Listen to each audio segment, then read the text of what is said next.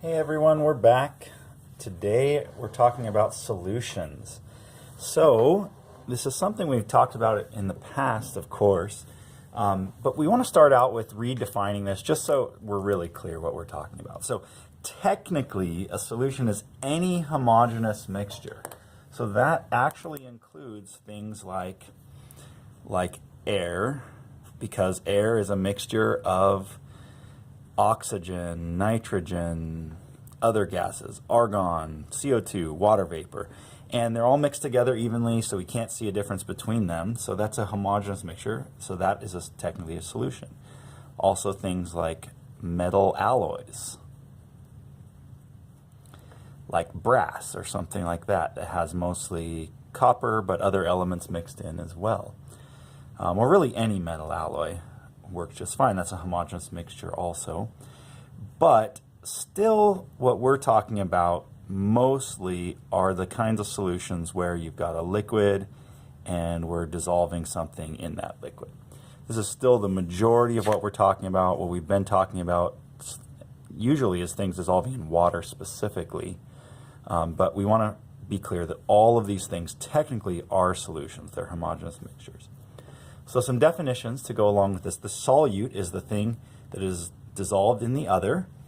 And so we would say that's the thing that's either changing state. So if it's a solid dissolving in a liquid to become a liquid solution, then that's the solid. The thing is the thing that is dissolving. If you're just mixing things like a liquid with another liquid, then the lesser component is the solute. The solvent is the component that dissolves the other, so it keeps its state, or it's the major component of a mixture. And then the solution is the total thing. So basically what we're talking about is if we get our beaker here and we put some liquid in it, it could be water, it could be something else, then that liquid that we put in is the solvent. And then we go ahead and drop some kind of something in it to dissolve. That's the solute.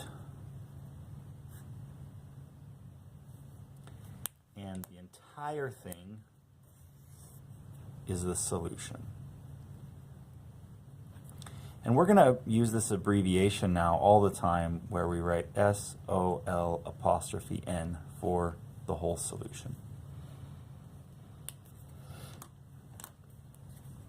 All right then, so that's it. Without further ado, let's dive in. So how do you know if something will dissolve? Will something dissolves? Chemist's general rule for that is like dissolves like.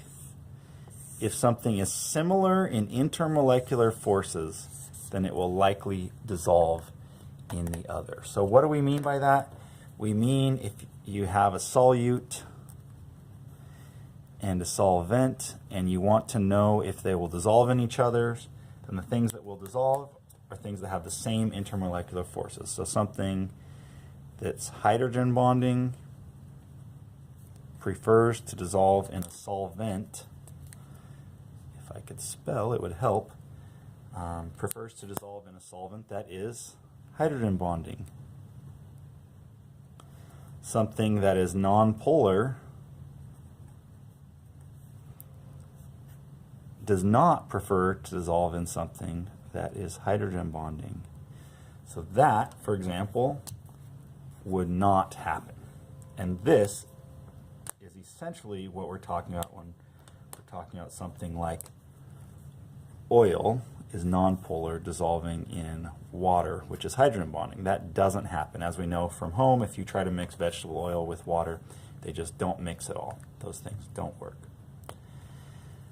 Not to forget, if you have an ionic compound, so that's a little different, right? An ionic compound is held together. It's a positive and negative ion attracted together, held together. Sometimes those dissolve in water, sometimes they don't. And we had a whole separate solubility table for that, and that's still the case. So we're dealing with up here really is now that we can draw a molecular compound's Lewis structure, and figure out its shape and figure out whether it's polar or not, and then whether it's hydrogen bonding. How do we figure out now whether those things dissolve? Don't forget about ionic compounds, which can be in the solid form or they can dissolve in water. and we just have to look that up on a table still. So that's will something dissolve. What if it dissolves? What happens? Well, we have three different categories for when something dissolves. What happens? We have strong electrolytes, weak electrolytes, and non-electrolytes. Strong electrolytes are ionic compounds and strong acids. So when those dissolve in water, now we're talking specifically about dissolving in water, because that's a lot of times what we're looking at. When our strong electrolytes dissolve in water, that's something like sodium chloride. When we take NaCl and drop it into water, it splits up into sodium and chloride ions. So that's what we call dissociating.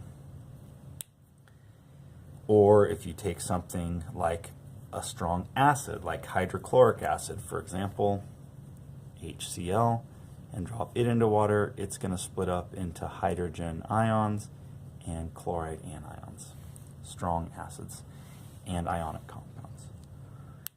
Weak electrolytes do the same thing, just to a much smaller extent. So if we take our same beaker here and we drop in a weak acid, like acetic acid, HC2H3O2, when we drop it into water, the vast majority of it stays just as HC2H3O2.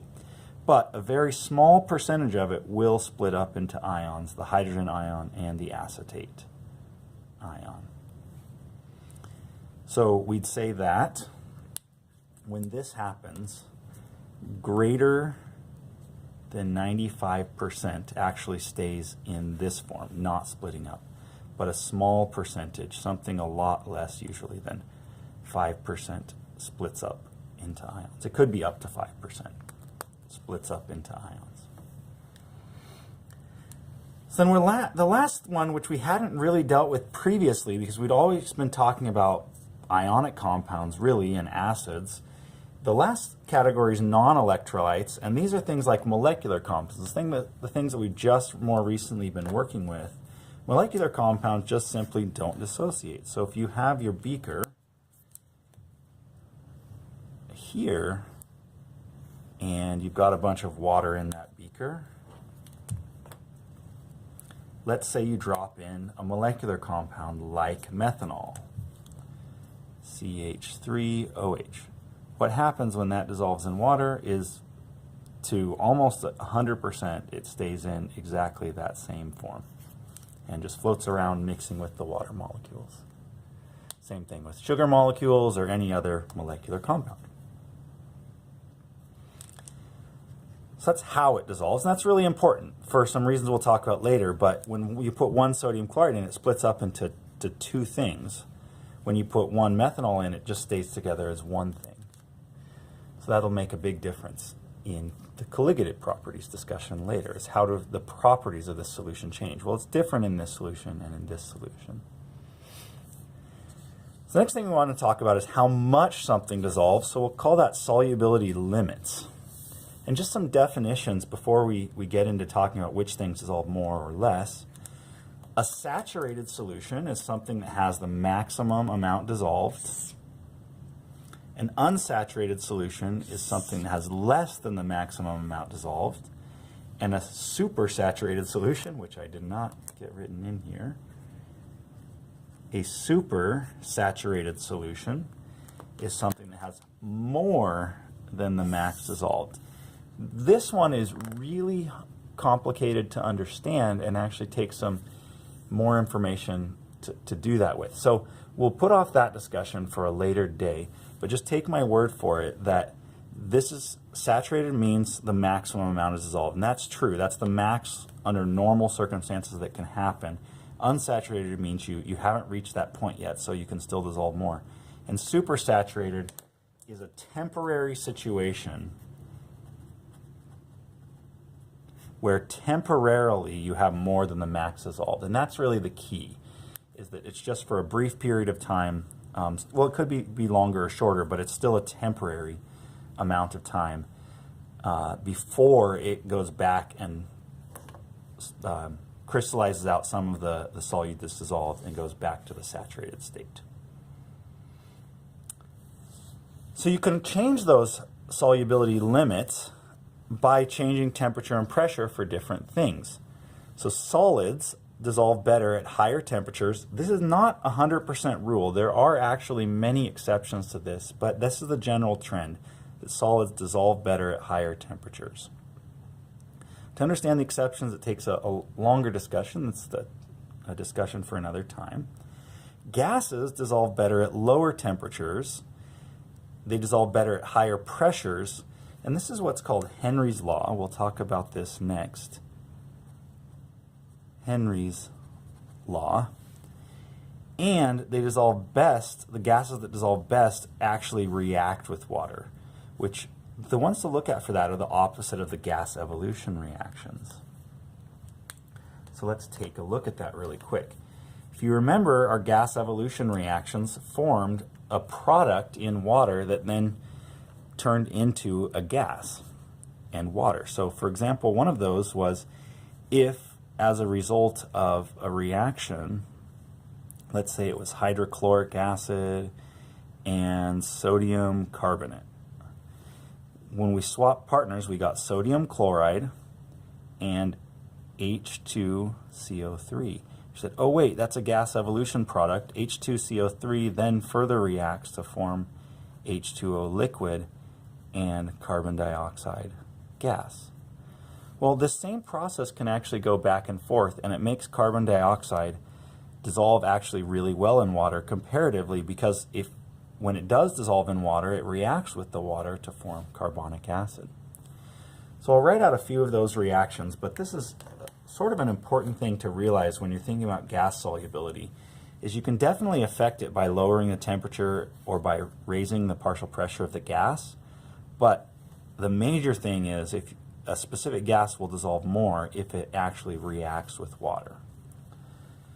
So those ones are the ones that we've already seen, and we'll keep that same list for what you need to remember, are when carbon dioxide reacts with or dissolves in water, or when ammonium, NH3 gas, dissolves in water, or when SO2 gas dissolves in water. So when those ones dissolve in water, they just do the opposite of what they did in the gas evolution reactions. You just put it together. You put in 2 hydrogens, 1 carbon, and 3 oxygens. So H2CO3 aqueous. When ammonium mixes with water, you need the ammonia, when ammonia reacts with water, you get ammonium hydroxide. And when SO2, sulfur dioxide, reacts with water, you get H2SO3, which is sulfurous acid. So these reactions actually go back and forth. They establish what's called an equilibrium. And to the most part, the gas doesn't want to dissolve. Most of the gas really does want to stay in the gas phase. But they can dissolve a much greater extent than other gases because they actually can be stabilized by the water in this reaction. So that's the extent to which certain gases dissolve much better in water. So the last thing we want to get back up here, and we actually have a special law to discuss how gases dissolve at higher partial pressures of the gas, and that's called Henry's law. So Henry's law says that the solubility of a gas in water is related to the partial pressure of that gas above the water and a Henry's law multiplied by a Henry's law constant.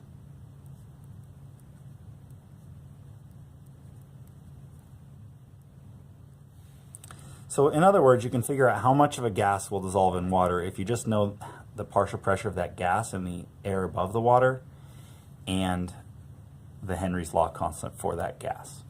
So you can see right away, if you look at this list, Many of these gases have very low Henry's law constant, like a 10 to the negative 4 here for helium, and a 10 to the negative 4 here for nitrogen, and a 10 to the negative 3 here for oxygen.